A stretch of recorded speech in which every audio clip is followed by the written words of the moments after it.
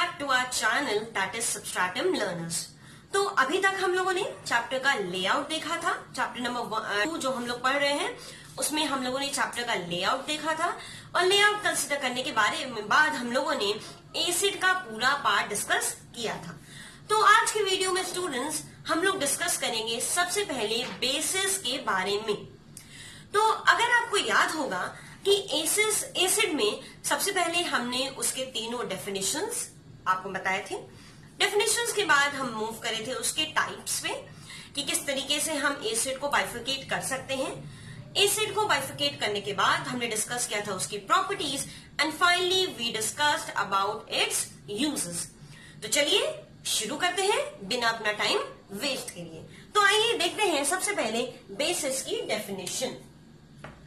तो बेसिस की definition 3 scientist ने डिफरेंट बताई थी। ओके, सबसे पहला साइंटिस्ट आर्हीनियस।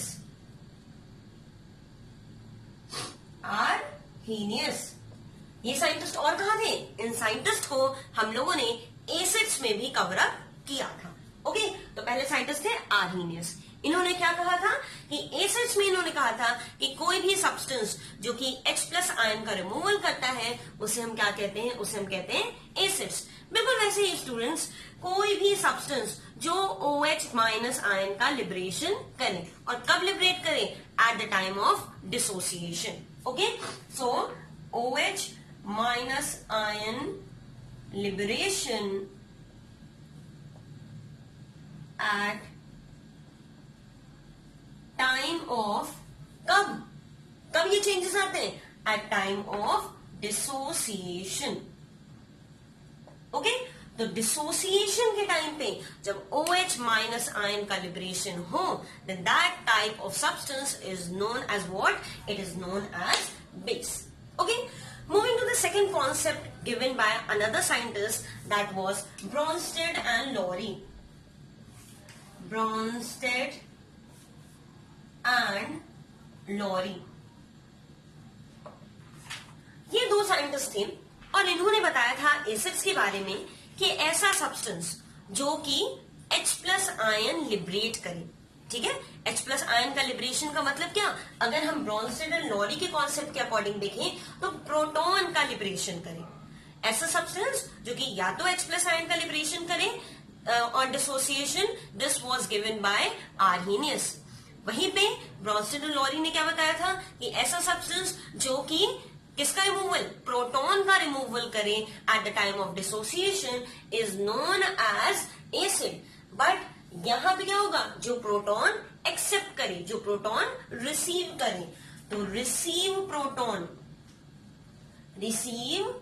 प्रोटॉन।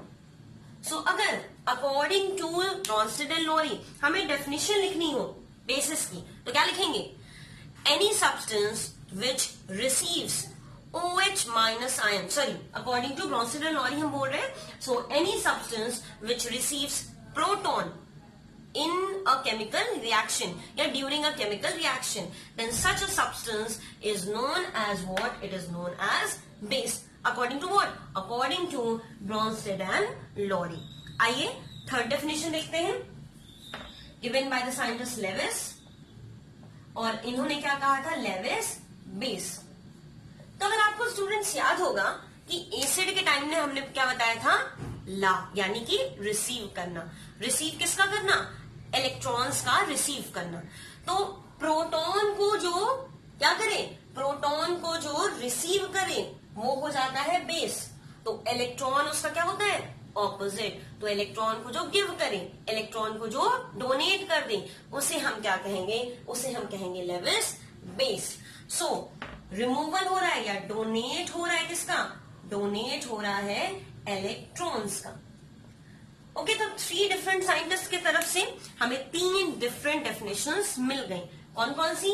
सबसे पहले आर्हीनियस ने क्या बताया कि any substance which liberate OH- ion at the time of dissociation, it is known as a base. Whereas Bronsted and Lowry explained that any substance which receives proton को accept करता है, is known as a base. Whereas the third definition, which was given by Lewis acid, it explained that any substance which donate electron को give कर दे, then that substance is known as what? It is known as base. Okay. Now, आपने हो सकता है term सुना हो जिसे हम क्या कहते हैं? Alkali. So, alkali कुछ न्यू नहीं है, कोई नई चिड़िया का नाम नहीं है, बिल्कुल बेस से ही ये रिलेटेड है. कैसे रिलेटेड है आइए देखते हैं.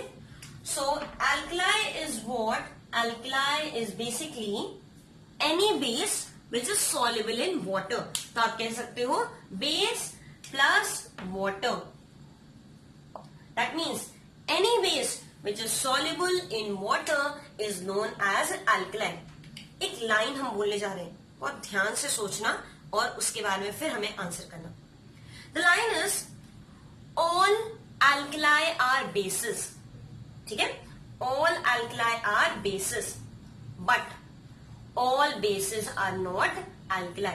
That means कि जितने भी alkali हैं वो सब बेस हैं, लेकिन इसका मतलब ये नहीं है कि that is compulsory कि सारे बेसेस वाटर में soluble हों. कुछ बेसेस वाटर में सॉल्युबल होते हैं, कुछ बेसेस वाटर में सॉल्युबल नहीं होते. तो जो बेसेस वाटर में सॉल्युबल होते हैं those are known as what? Those are known as alkali. ठीक है, तो इसको नोट करिए. फिर हम लोग बढ़ते हैं टाइप्स के. तो स्टूडेंट्स, ये जो स्टेटमेंट हम आपके सामने लिखने जा रहे हैं, all alkali are bases but all bases are not alkali. ठीक है, कई बार इससे रीजन आउट पूछा जाता है, कई बार इसको चेंज कर दिया जाता है. क्या करते हैं? All bases are alkali, whereas या but all alkali are not bases. ठीक है, तो आपको यही ध्यान देने की जरूरत है कि कहां पे ये क्वेश्चन को मैनिपुलेट कर रहा है, कहां पे क्वेश्चन को चेंज कर रहा है. इन केस अगर इसका रीजन आउट पूछ लेता है तो आप इसका रीजन क्या बताओगे? कि जितने भी बेसेस होते हैं वो जरूरी नहीं है कि वाटर में सॉल्युबल हो, लेकिन alkali is what? Alkali is a such kind of base which is soluble in water. ठीक है, तो इसका मतलब क्या हो जाएगा कि only those basis which are soluble in water are known as alkali, whereas it is not necessary that all bases are soluble in water. That is the reason behind that all bases are not known as alkali. Okay, now we are moving forward to the types of bases. अगर आपको याद होगा तो हम लोगों ने acid को 3 parts में बाइफरकेट किया था. पहला वाटर कंटेंट, दूसरा on the basis of its origin, कहां से हमने उसको ऑब्टेन किया है, और तीसरा on the basis of its concentration. तो हमने on the basis of its concentration 2 part में डिवाइड किया था, strong acid and weak acid. ठीक है, जो 70 to 80% डिसोसिएट हो जाता है that is known as a strong acid, whereas जो ओनली 30 to 40% डिसोसिएट होता है it is known as a weak acid. इसी तरीके से बेस में हम डिवीजन करेंगे, बट बेस में सिर्फ एक क्राइटेरिया देखा जाता है and that is on the basis of concentration. कोई भी ऐसा बेस नहीं है जो कि नेचर में प्रेजेंट हो. हर बेस को लैब में प्रिपेयर किया जाता है. ओके, लैब में प्रिपेयर करने के बाद उसको डिफरेंट रिएक्शंस में यूज करके फिर उससे प्रोडक्ट्स बनाए जाते हैं. That is man made product. तो कोई भी बेस हमें नेचर से ऑब्टेन नहीं होता. That is why there is no criteria of organic base और इनऑर्गेनिक बेस. सेम इसी तरीके से सिर्फ वही बेस जो कि वाटर में सॉल्युबल होंगे they would be considered as alkali. Okay, तो वहां पे जो कॉन्सेंट्रेटेड बेस और वीक बेस, इसका भी कॉन्सेप्ट हट जाता है. सिर्फ एक कॉन्सेप्ट बचता है, कौन सा? टाइप्स को अगर हम देखेंगे तो टाइप्स में सिर्फ एक कॉन्सेप्ट बचता है. What is the concept? That is on the basis of concentration. Concentration के बेसिस पे इसको हम 2 पार्ट में बाइफरकेट करेंगे. Okay, strong strong base and the next one is weak base. First is strong base, another one is weak base. तो strong base बिल्कुल वही जो एसिड्स में था, 70 to 80% डिसोसिएशन जिसमें हो, the base in which 70 to 80% dissociation is seen. Whereas what is weak base? The base in which only 30 to 40% dissociation, 30 to 40% dissociation is seen is known as a weak base. ठीक है, dissociation होता कैसे, चलिए देखते हैं. NaOH यानी कि sodium hydroxide. ठीक है, ये बेस है, पता लगाते हैं या नहीं. कैसे डिसोसिएट होगा, Na के बाद ये जो लाइन हमने ड्रॉ की यहां से हो जाएगी स्प्लिटिंग, बनेगा क्या, Na plus plus OH minus. इसी तरीके से KOH ये डिसोसिएट होके कैसे ब्रेक होगा, इसका भी डिसोसिएशन इस पॉइंट से होगा, तो ये बनेगा क्या, K plus plus OH minus. ठीक है, इस तरीके से डिसोसिएशन होता है. तो आपकी अगर याद करो आर्हीनियस की जो डेफिनेशन थी अबाउट बेसिस, कि कोई भी सब्सटेंस जिसमें OH माइनस आयन होगा उसे हम क्या कहेंगे, उसे हम कहेंगे बेस. वो भी यहां से फुलफिल हो रही है. याद करो एसिड का किंग यानी कि किंग ऑफ एसिड कौन सा था, सल्फ्यूरिक एसिड H2SO4. बिल्कुल वैसे ही किंग ऑफ बेस जिसका pH सबसे ज्यादा है, that is 13.5. It is what, it is sodium hydroxide NaOH. ये भी काफी ज्यादा हार्श इन नेचर होता है. अगर ये आपके बॉडी पे गिर जाए, आपके स्किन पे गिर जाए तो काफी ज्यादा इरिटेशन, इचिंग होने की प्रॉब्लम स्टार्ट हो जाती है. ओके, तो ये थे हमारे टाइप्स. टाइप्स के बाद अब हम मूव करते हैं किस पे, ऑन द टॉपिक एसिडिटी. जैसे कि वहां पे प्रेजेंट था बेसिसिटी, यहां पे क्या आ जाएगा, एसिडिटी. तो आइए देखते हैं एसिडिटी. स्टूडेंट्स, एसिडिटी में basically number of OH minus ion consider किया जाता है.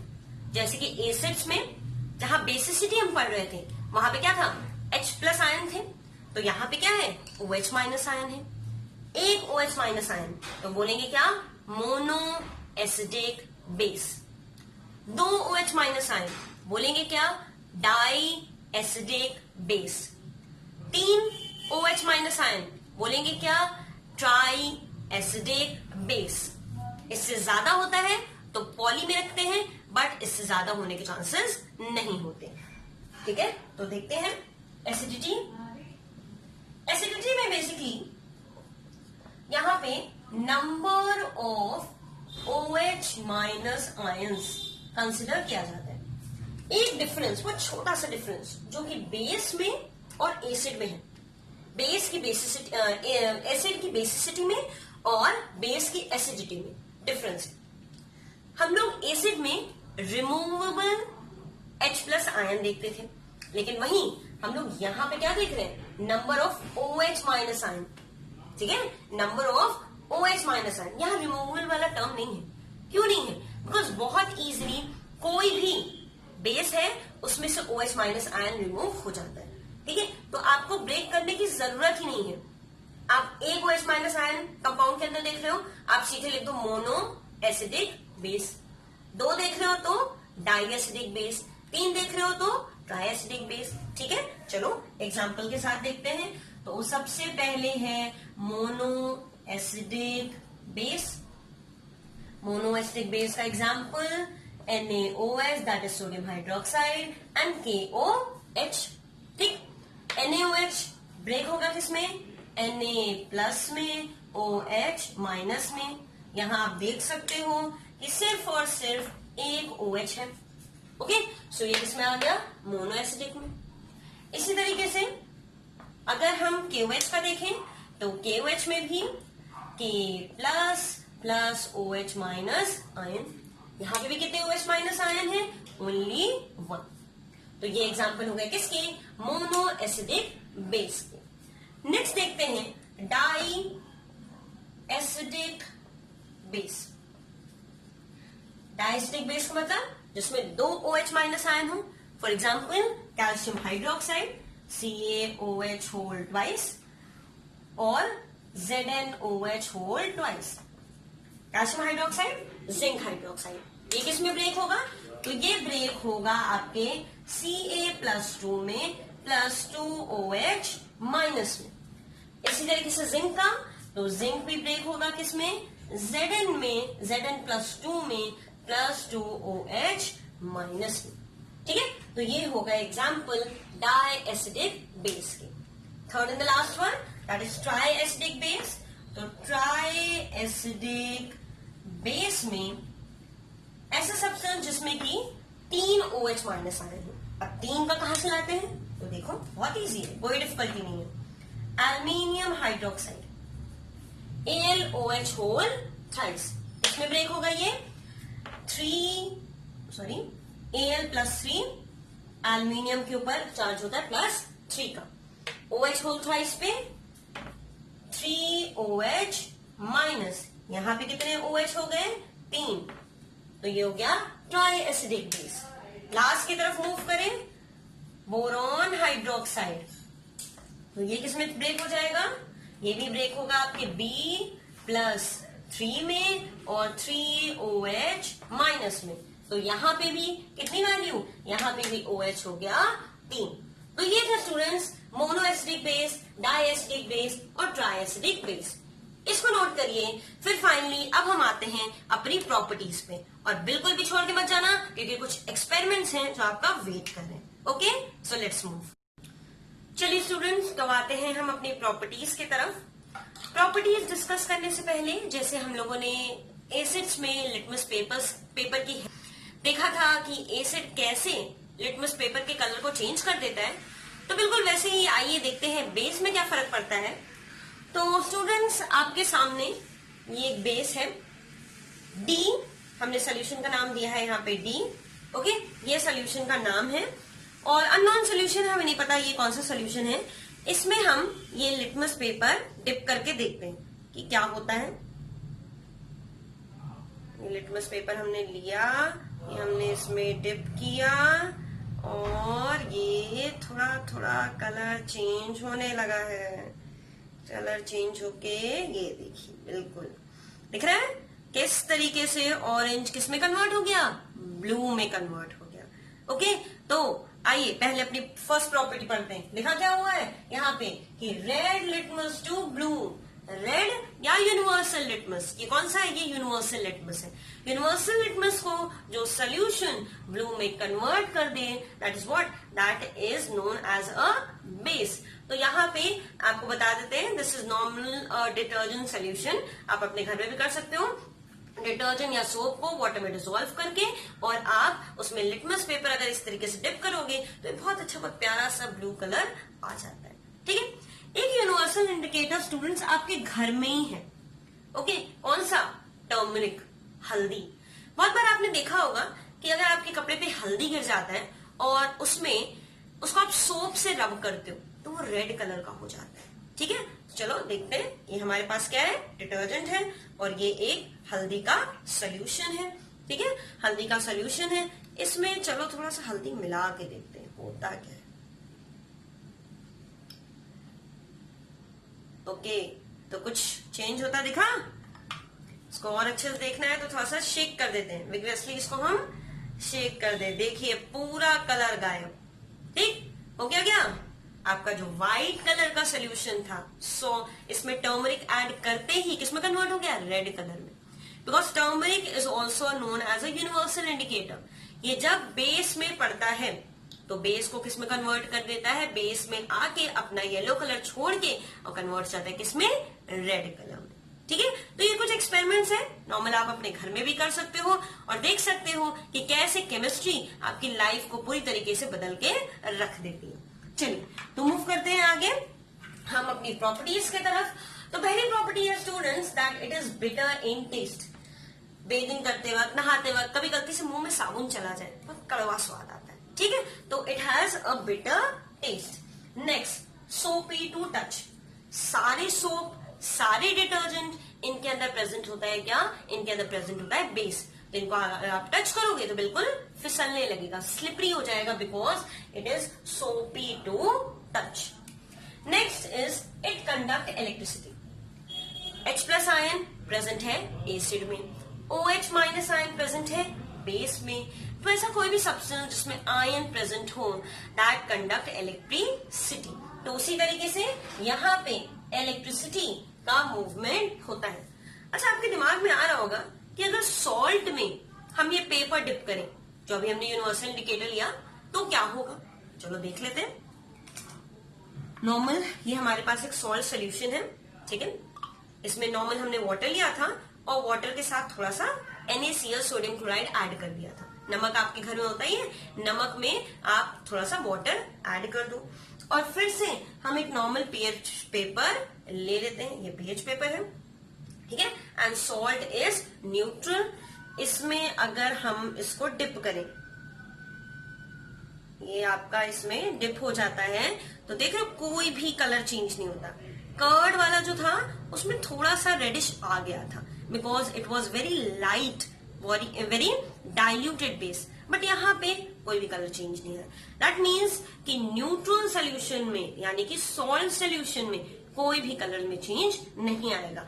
लेकिन वहीं अगर हम बात करें किसकी, एसिड्स की, तो एसिड्स में क्या हो जाता है कि एसिड्स में रेड गेट, यहाँ पे बेस में अगर आप देखो तो red get converted into blue, और वहीं एसिड में blue get converted into red. ठीक है. Moving to the next point. Conduct करता है इलेक्ट्रिसिटी, क्योंकि आयन का इसमें प्रेजेंट होता है, OH माइनस आयन होता है, तो इसमें इलेक्ट्रिसिटी पास होती है. फिर ब्लिस्टर्स, बहुत ज्यादा अगर हार्मफुल बेस हो, काफी ज्यादा स्ट्रॉन्ग बेस हो, वो आपके स्किन पे पड़ जाए, तो जैसे एसिडिक काफी ज्यादा हार्मफुल होता है, बिल्कुल वैसे ही बेस भी काफी ज्यादा हार्मफुल होता है. ठीक है. तो बहुत ज्यादा हार्श बेस का यूज कभी नहीं करना चाहिए. Moving to the last point, जो कि फिजिकल प्रॉपर्टी है, that is red litmus to blue.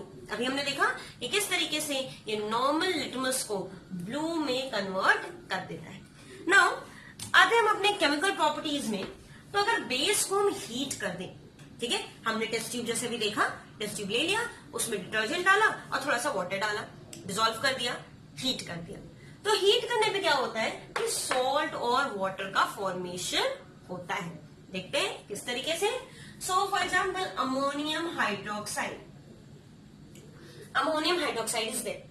तो अमोनियम हाइड्रोक्साइड में पहली स्प्लिटिंग यहां से, ठीक है, तो हीट करने पे पहली स्प्लिटिंग यहां पे, तो ये बन गया H और O. ठीक. वाटर निकालना है हमें. वाटर कैसे निकालेंगे, तो NH4 किस में ब्रेक हो जाएगा, अमोनिया यानी कि NH3 और H में. ये H वहां से चले जाएंगे किसके पास, वाटर के पास, और क्या बन जाएगा, बन जाएगा H2O. वाटर का फॉर्मेशन हो जाएगा और दूसरा प्रोडक्ट क्या बच जाएगा, अमोनिया. दैट मीन्स कि अमोनियम हाइड्रोक्साइड को स्टूडेंट्स अगर हम रिएक्ट कर देंगे, यानी कि हीट कर देंगे नॉर्मल तरीके से, तो ये चेंज हो जाएगा अमोनिया और वाटर में.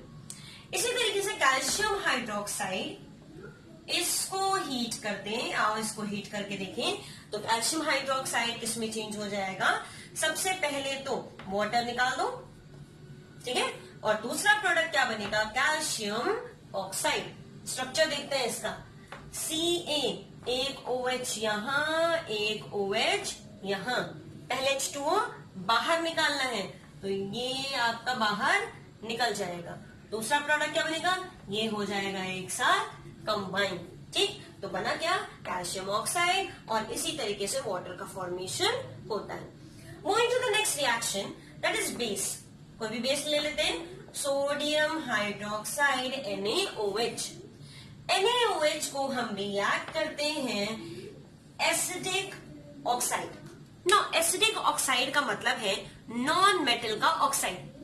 ठीक है. जब मेटल का ऑक्साइड होता है तो that is what, that is basic oxide. जब नॉन मेटल का ऑक्साइड होता है तो दैट इज एसिडिक ऑक्साइड.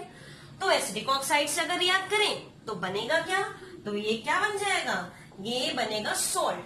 ठीक. स्प्लिटिंग होगी कहां से, यहां से, ओके, स्प्लिटिंग होने के बाद वाटर अलग निकल जाएगा, H2O अलग निकल जाएगा, सोडियम कार्बन डाइऑक्साइड से मिलकर बनाता है क्या, सोडियम कार्बोनेट, तो Na2CO3, यहाँ आगे हम 2 लगा देंगे, ठीक है, तो सोडियम 2, यहाँ पे भी सोडियम 2, कार्बोनेट में कितना हो गया, अब आप अगर देखो तो इस 2 का मतलब है क्या, समझ में आ रहा है, इस 2 का मतलब है कि यहाँ पे 2 सोडियम है, ऑक्सीजन भी 2 है, हाइड्रोजन भी 2 है, तो ये 2 हाइड्रोजन तो सिंपली वाटर के पास चले गए, ओके, 2 ऑक्सीजन यहाँ, 2 ऑक्सीजन यहाँ, टोटल कितने ऑक्सीजन, 4 ऑक्सीजन, 1 ऑक्सीजन चला गया वाटर के पास और 3 ऑक्सीजन आ गए सोडियम कार्बोनेट के पास। तो इस तरीके से ये रिएक्शन होते हैं। रिएक्शंस को याद नहीं करना है, हजारों रिएक्शंस है, याद करने बैठोगे माइंड ब्लोन ऑफ हो जाएगा। समझना है कि किस तरीके से मैकेनिज्म हो रहा है, किस तरीके से प्रोसीजर अकर हो रहा है। एक और रिएक्शन देखते हैं, इसी मान लो जिंक हाइड्रोक्साइड ले लेते हैं, जिंक हाइड्रोक्साइड को सल्फर डाइऑक्साइड SO2, जितने भी नॉन मेटल के ऑक्साइड हैं वो सब एसिडिक ऑक्साइड में आएंगे। सल्फर डाइऑक्साइड के साथ रिएक्ट कर दो तो बनेगा क्या, Zn, ठीक है, उसके बाद सल्फेट, जिंक सल्फेट ZnSO4, और साथ ही साथ क्या निकल जाएगा, ऑक्सीजन का लिबरेशन होगा। तो जिंक के ऊपर भी +2 चार्ज, सल्फेट के ऊपर भी +2 चार्ज, दोनों कैंसिल होकर बन जाएंगे ZnSO4, और साथ ही साथ वाटर का लिबरेशन होगा। बैलेंस करके देखते हैं तो बैलेंस करने पे ये सही नहीं आ रहा, तो फिर इसको हम क्या करेंगे, ऑक्सीजन, तो यहाँ 2 लगा के देखते हैं, 2 हमने यहाँ लगाया, यहाँ पे भी हम 2 लगाएंगे, जिंक का इस तरीके से ये यहाँ पे भी 2 लगाना पड़ेगा फिर, ओके। इसको बैलेंस में आपको कुछ देखना पड़ेगा, बैलेंसिंग में थोड़ी सी दिक्कत है, बस बैलेंसिंग आप कर लीजिएगा, बाकी ये रिएक्शन बिल्कुल सही है, रिएक्शन में कोई भी प्रॉब्लम नहीं, ठीक है, बहुत बड़ा कोई इश्यू नहीं है, बैलेंसिंग आपको आता ही है, बहुत इजीली आप कर लेते हो बैलेंसिंग, इसको बैलेंस आप इजीली कर लेंगे। इसको नोट करिए। अब इसको नोट करने के बाद हम मूव करते हैं अपने बाकी की और 2 रिएक्शन पे। न्यूट्रलाइजेशन रिएक्शन एक और था, वो आपने ऑलरेडी एसिड्स में पढ़ लिया था, एक बार हम रिवाइज जरूर करवाएंगे, फिर हम मूव करेंगे किस पे, अपने बाकी के दोनों रिएक्शंस पे, ठीक है। तो ये 7 रिएक्शन हम लोगों ने यहाँ पढ़े, 2 रिएक्शंस पे हम और मूव करते हैं। ओके, तो 7 रिएक्शंस हम लोगों ने पढ़ लिए, जिसमें कि कुछ आपके फिजिकल प्रॉपर्टीज थी, कुछ आपकी केमिकल प्रॉपर्टीज थी। आगे बढ़ते हैं आगे अपने बाकी के 2 रिएक्शंस में।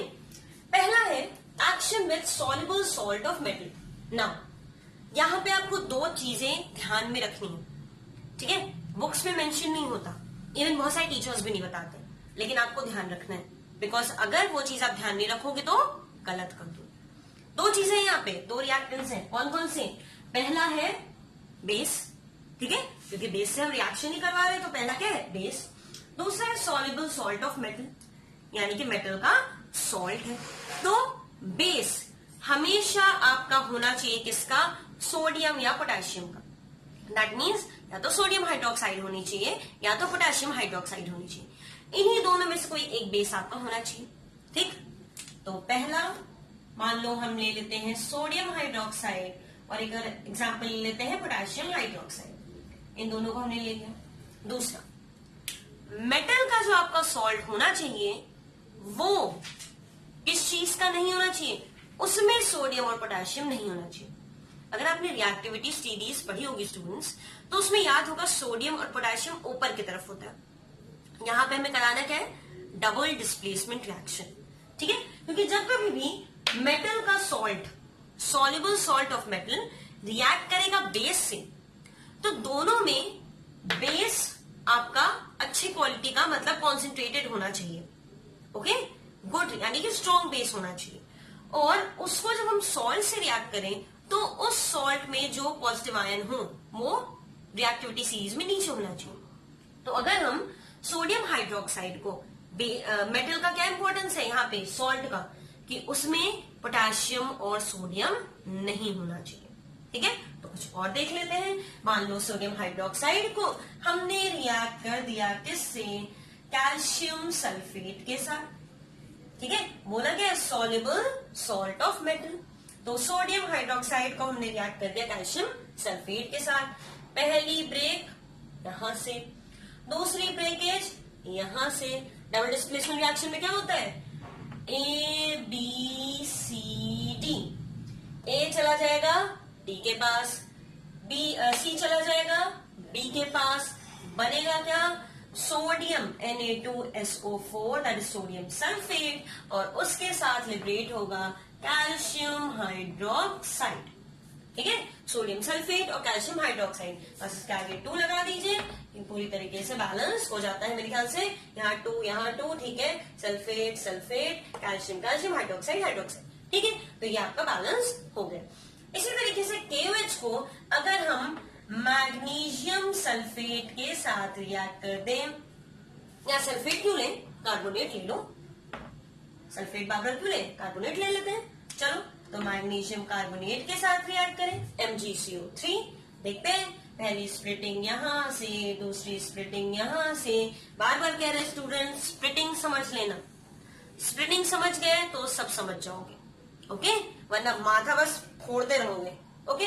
चलिए, तो Mg गया हाइड्रोक्साइड के पास, पोटेशियम गया कार्बोनेट के पास, तो बना क्या, K2CO3, और साथ ही साथ मैग्नीशियम हाइड्रोक्साइड, Mg पे चार्ज कितना, +2, OH पे -1, क्रॉस हुआ, एक दूसरे के ऑपोजिट गया, Mg का 2 यहाँ, OH का 1 यहाँ, 1 हम लिखते नहीं, ठीक, हम क्या, रूल ही ये है कि 1 लिखना नहीं, ठीक है, मेरा कोई पर्सनल रूल नहीं है, बट ये रूल आपके फॉर्मूला फॉर्मेशन में ही है कि 1 लिखेंगे, वरना मुझे पर्सनल 1 से कोई दुश्मनी नहीं है, ठीक है। चलो आओ, तो बैलेंस करते हैं, यहाँ 2 लगा दिया, 2 चला गया यहाँ, तो K2CO3 बन गया और मैग्नीशियम हाइड्रोक्साइड का फॉर्मेशन हो गया, ओके। तो ये था पहला हमारा soluble salts of metal. 2 criteria कौन से थे, पहला क्राइटेरिया नोट कर लो, सिर्फ सुन के याद नहीं रहेगा, नोट कर लो ताकि रिवाइज करो तो फिर से आ जाए। पहला क्राइटेरिया क्या, कि मेटल में सोडियम या पोटेशियम नहीं होना चाहिए, मेटल सॉल्ट्स में सोडियम या पोटेशियम नहीं होना चाहिए।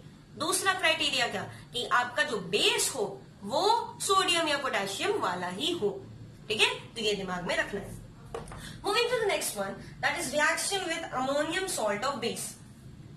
अमोनियम सॉल्ट का यानी कि अमोनियम क्लोराइड का रिएक्शन अगर हम किसी बेस से कराते हैं, देखते हैं क्या होता है। अमोनियम क्लोराइड महाराज, इनका रिएक्शन हो रहा है बेस के साथ, तो बेस में हम ले लेते हैं फॉर एग्जाम्पल कैल्शियम हाइड्रोक्साइड ले लेते हैं, क्योंकि यहाँ तो कुछ बोला नहीं है कि पोटेशियम ही होना चाहिए या सोडियम ही होना चाहिए, ठीक है, कैल्शियम हाइड्रोक्साइड ले लेते हैं।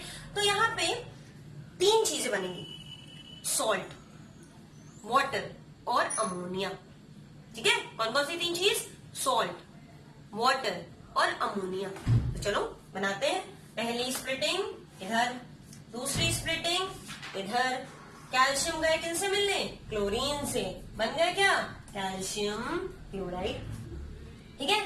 नेक्स्ट है अमोनिया और वाटर, ये तो हमने आपको बताया ही बनेगा, ठीक। नहीं समझ में आया कि अमोनिया वाटर कैसे बना, तो जानते हो कि NH4 है, ये किसमें ब्रेक होगा, अमोनिया में और H में, इसका H चला जाएगा कहाँ, इधर चला जाएगा, ठीक है।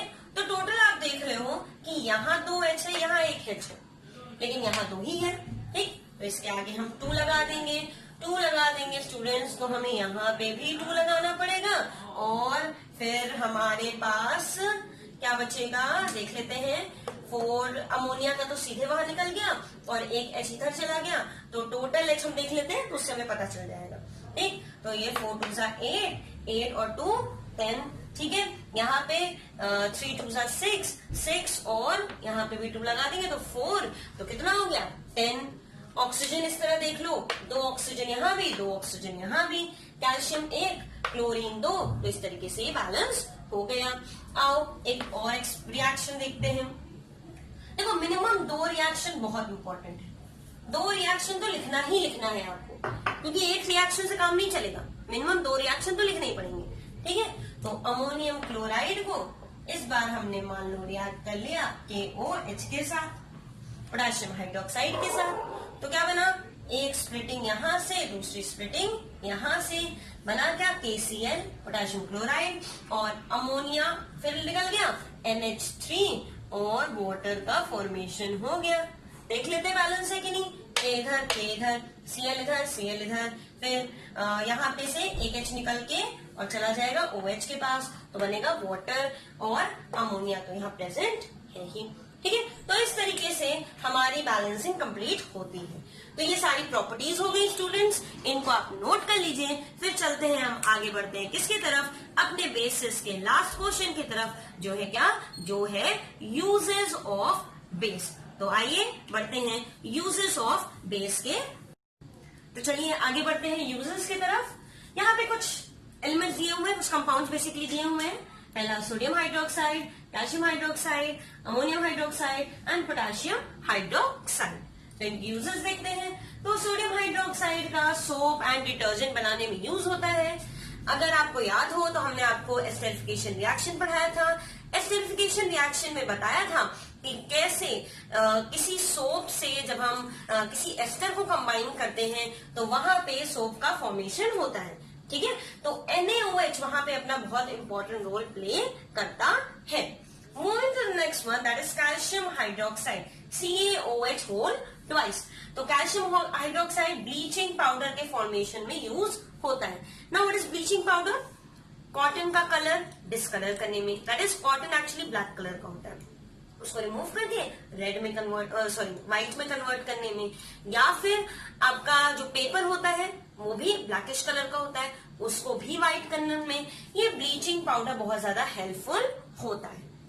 नेक्स्ट इज अमोनियम हाइड्रोक्साइड, ये एक लैब रिएजेंट के रूप में यूज होता है और क्लीनिंग पर्पस के लिए बहुत अच्छा क्लेंजर है।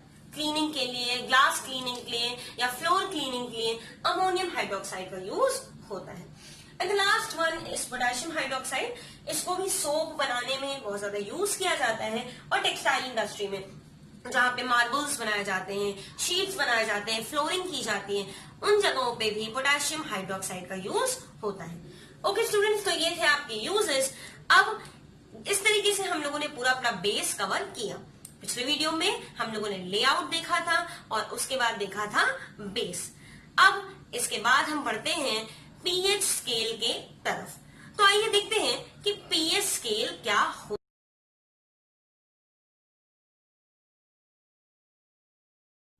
तो चलिए स्टूडेंट स्टार्ट करते हैं अपना हम पीएच स्केल। तो पीएच स्केल एक्चुअली है क्या, ये एक तरह का स्केल है जिसकी हेल्प से हम बता सकते हैं कि weather a substance is acidic, basic और न्यूट्रल इन कंडीशन। बहुत सारे ऐसे इंडिकेटर्स होते हैं अलोंग विद पीएच जिनकी हेल्प से हम एसिडिटी और बेसिसिटी को फाइंड आउट करते हैं। तो अगर कोई सब्सटेंस है, फॉर एग्जांपल लिटमस एक टाइप का सोल्यूशन होता है जिसको ऑब्टेन किया जाता है लाइकेन से। Now what is lichen?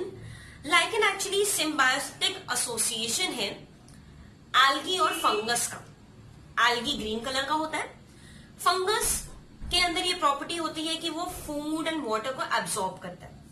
तो एल्गी एंड फंगस एक साथ रहते हैं। एल्गी से फूड मिल जाता है फंगस को और एल्गी को फंगस से वाटर मिल जाता है। ठीक है, तो एक साथ जब ये रहते हैं, this is known as lichen. Lichen से एक तरीके का सोल्यूशन ऑब्टेन किया जाता है, that is known as litmus. Litmus को कलर में चेंज कर देते हैं थोड़े बहुत रिएजेंट्स मिला के, तो वो रेड और ब्लू में कन्वर्ट हो जाते हैं। रेड लिटमस अगर हम ऐड करते हैं बेस के ऊपर तो वो किस में कन्वर्ट हो जाएगा? ब्लू में। ब्लू लिटमस अगर हम ऐड करते हैं आपके एसिड पे तो वो कन्वर्ट हो जाएगा रेड में। इसी तरीके से मिथाइल ऑरेंज होता है, फिनोफ्थलीन होता है, ये भी अपने रोल को प्ले करते हैं, दिखाते हैं कि कैसे इंडिकेटर के प्रेजेंस में या इस तरीके के पार्टिकल्स के प्रेजेंस में कोई सब्सटेंस अपने कलर को चेंज कर रहा है। ठीक है, अभी हमने आपको दिखाया था टर्मरिक का, तो टर्मरिक भी क्या है? That is a natural indicator.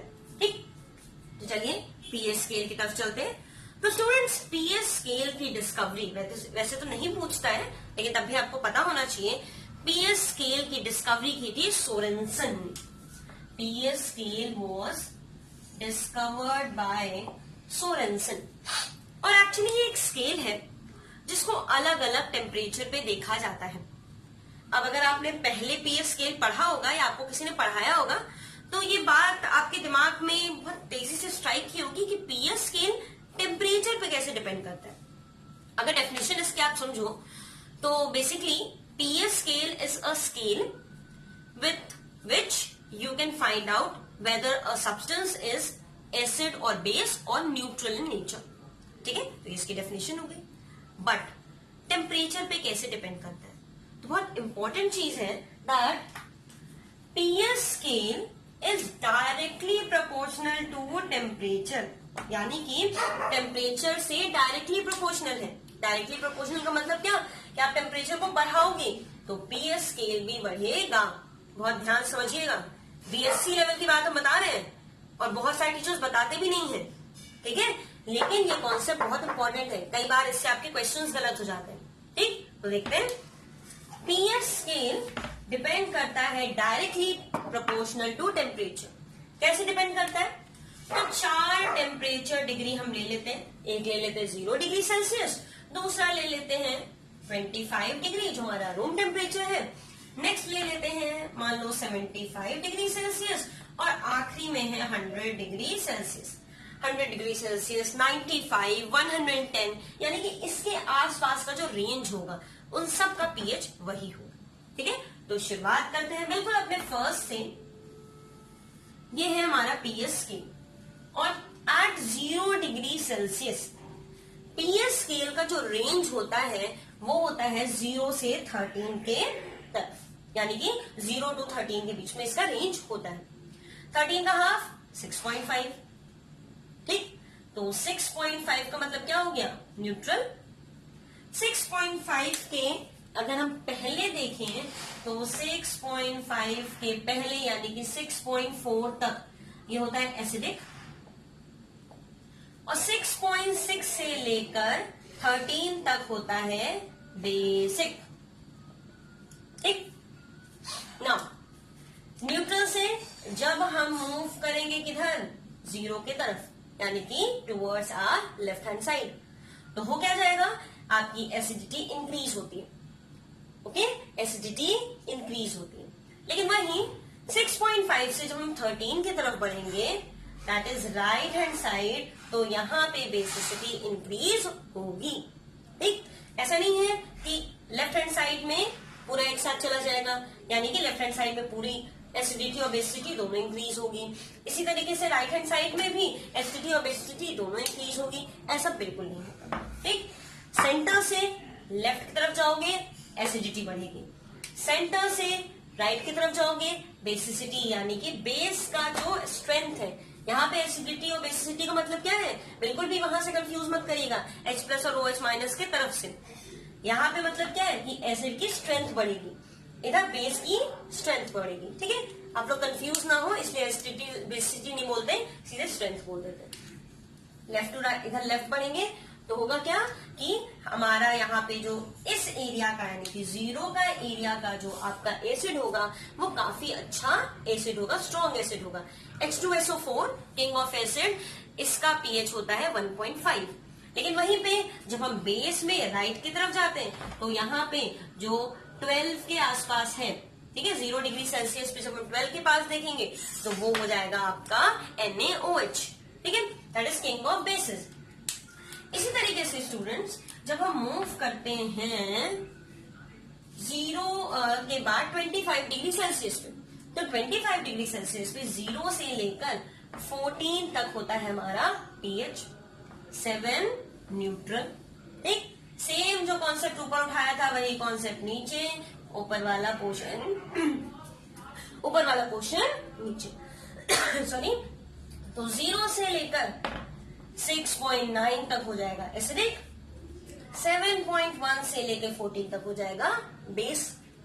ठीक है, 75 पे देखते हैं, तो 75 पे 0 से लेकर 15 तक रहेगा, 7.5 इज न्यूट्रल, इसके पहले एसिडिक, इसके बाद बेस। इसी तरीके से 100 पे जब हम जाएंगे तो 0 से लेकर ये हो जाएगा 16 तक। बहुत कुछ डिफरेंस नहीं है, बहुत इजी याद करना। 13, 14, 15, 16, ये 0 तो कांस्टेंट है, बढ़ क्या रहा है, ये पुश। ठीक, तो ये हो जाएगा 8, इधर ये बढ़ेगा, इधर ये बढ़ेगा। ठीक है, कोई भी डिफरेंट चीज नहीं है, बिल्कुल इजीली आप समझते हो। नाउ नॉर्मल कंडीशंस में जब आपको पीएच पढ़ाया जाता है तो सिर्फ ये 25 डिग्री वाला बता दिया जाता है। क्यों? क्योंकि रूम टेम्परेचर पे यही फॉलो होता है, बाकी रूम टेम्परेचर पे फॉलो नहीं होते तो नहीं बताया जाता। ठीक है, लेकिन ध्यान देने की बात यह है, ध्यान देने की जरूरत यह है कि किस तरीके से टेम्परेचर के अकॉर्डिंग पीएच स्केल में चेंज आता है। आपके दिमाग में एक क्वेश्चन आ सकता है कि 75 से 100 के बीच में क्या होगा। मान लो 75 से 100 के बीच में हमने कंसिडर कर लिया 85 या 90, तो उस कंडीशन में अब आपका जो पीएच होगा वो कितना होगा, 0 से लेके 15.5 तक। या अगर 0 से 25 के बीच में मान लो 15 है, तो 15 पे पीएच क्या होगा, 0 से लेके 13.5 तक। ठीक, तो ये बात दिमाग में याद रखना है, इसको नोट करिए। फिर हम आते हैं फॉर्मूले पे और देखते हैं कि किस तरीके के क्वेश्चंस इस पोर्शन से, क्योंकि आपका जितने भी न्यूमेरिकल आते हैं वो पीएच स्केल से ही पूछे जाते हैं। तो इस पोर्शन से न्यूमेरिकल कैसे हम सॉल्व करेंगे, चुटकियों में होगा, देखते हैं। तो बच्चों अभी हम लोगों ने पीएच स्केल देखा अलग अलग टेम्परेचर पे कि 0 degree, 25 degree that is room temperature, 75 degree और 100 डिग्री सेल्सियस पे कितना क्या पीएच स्केल होगा। लेकिन अगर हम बात करें फॉर्मूले पे, तो अलग अलग जगह आपके कई सारे फॉर्मूले मेंशन हैं। उन सबको, उन चारों फॉर्मूले को हमने एक साथ बैठा लिया है, एक साथ रख लिया है। ठीक है, ताकि आपको समझने में इजी हो और आपको अप्लाई करने में इजी हो। सबसे इंपॉर्टेंट चीज जो हमने पीएच के बारे में अभी तक आपको नहीं बताया कि पीएच का फुल फॉर्म क्या होता है। तो पीएच का फुल फॉर्म होता है या तो पावर ऑफ हाइड्रोजन भी आप बोल सकते हो, या तो आप पावर पोटेंशियल ऑफ हाइड्रोजन भी बोल सकते हो। मतलब बेसिकली किसी भी सब्सटेंस में कितना H+ प्रेजेंट होता है। H+ नहीं होगा तो दूसरा क्या हो सकता है, OH- होगा। ठीक है, तो चलिए यहाँ पे ये 4 फॉर्मूले हैं। पीएच यानी power of hydrogen plus power of hydroxyl, OH को हम बोलते हैं H+ is hydrogen ion, and OH- is hydroxyl ion. ठीक है, तो H+ आपका हो गया हाइड्रोजन आयन एंड OH- हो गया आपका हाइड्रोक्सिल आयन। तो अगर H+ को और OH- के आयंस को हम एक साथ, यानी दोनों की वैल्यू को हम एक साथ जोड़ दें, एक साथ ऐड कर दें, तो हमें कितना मिल जाता है, 14। तो आपका क्वेश्चन इस फॉर्मूले में कैसे बन सकता है, सिंपल सब्सट्रैक्शन। पीएच की वैल्यू दे देगी और आपसे कहा जाएगा कि find the value of POH, तो 14 से माइनस कर देना, सीधे ये आंसर आ जाएगा। ठीक है, तभी आएगा जब आपको फॉर्मूला पता होगा, वरना आप बैठ के कहानी लिखते रहोगे, बिल्कुल भी मार्क्स नहीं मिलेंगे। Moving to the next one, that is pH is equal to minus log H+ ion. Question में माइनस लॉग H+ आयन की वैल्यू दी रहेगी, दैट इज H+ आयन की वैल्यू दी रहेगी। For example 10 to the power -5, 10 to the power -8, 10 to the power -3, तो जो भी पावर होगी माइनस के ऊपर, जैसे कि अगर दिया है 10 to the power -2 तो पीएच हो गया आपका 2। अगर दिया है 10 to the power -5 तो पीएच हो गया आपका 5। अगर दिया है 10 to the power -8 तो पीएच हो गया आपका 8। इस तरीके से सीधे बिना कैलकुलेशन किए, बिना बहुत ज्यादा प्रिपरेशन किए आप इसके आंसर को फाइंड आउट कर सकते हो। Next, H+ is equals to 10 to the power -14 divided by OH- ion. OH- ion की मान लो वैल्यू दी हुई है, आप उसको इस फॉर्मूले में रख दो और सीधे H+ आयन की वैल्यू निकाल लो और फिर फाइनली उससे पीएच की वैल्यू निकाल सकते हो। इसी तरीके से अगर H+ आयन की दी हुई है तो OH- आयन की भी निकाल सकते हो। ठीक है, तो ये 4 फॉर्मूले हैं। आई होप सो कि आपको इन फॉर्मूले का एप्लीकेशन समझ में आ गया होगा कि कैसे हम इन फॉर्मूलों को यूज करेंगे। तो इन फॉर्मूले को नोट कर लीजिए, फिर जब हम अपने वीडियो पे आएंगे जहां पे हम न्यूमरस तरीके के क्वेश्चन सॉल्व करेंगे, 50 अराउंड क्वेश्चन सॉल्व करेंगे, तो वहां पे हम पीएच से रिलेटेड भी बहुत सारे क्वेश्चंस को डिस्कस करेंगे। ठीक है, तो ये था हमारा pH. Now let's move to our last topic of today, that is salts. तो आइए बढ़ते हैं salts के तरफ।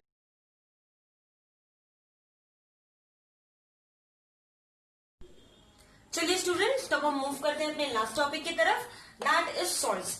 लास्ट टॉपिक ऑफ टुडे, आज का लास्ट टॉपिक है। ये मत समझ के बैठ जाना कि चैप्टर खत्म।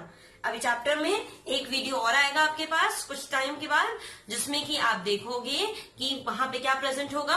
कि जैसे यहाँ पे हम लोगों ने सॉल्ट तक डिस्कस किया, उसके बाद अगर आप लेआउट याद करो स्टूडेंट्स, तो हम लोगों ने बात की थी कि कुछ स्पेशल सॉल्ट्स हैं जिनके बारे में आपको पढ़ना है, तो वो सॉल्ट पढ़ेंगे। उसके बाद आखिरी टॉपिक है वाटर ऑफ क्रिस्टलाइजेशन, तो वो वीडियो हमारा वहां तक होगा।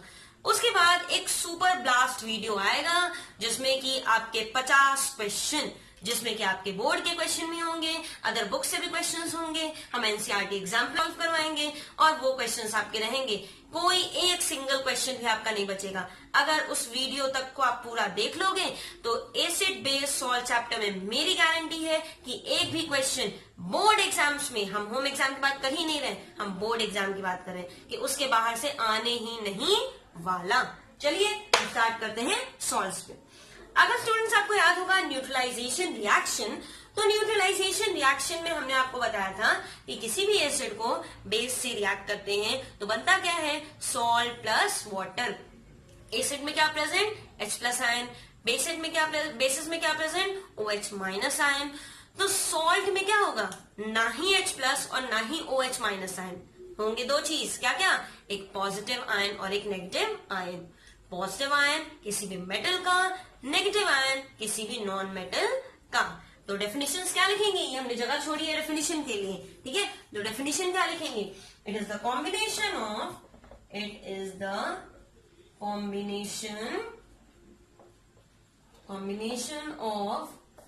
acid with base to form salt and water।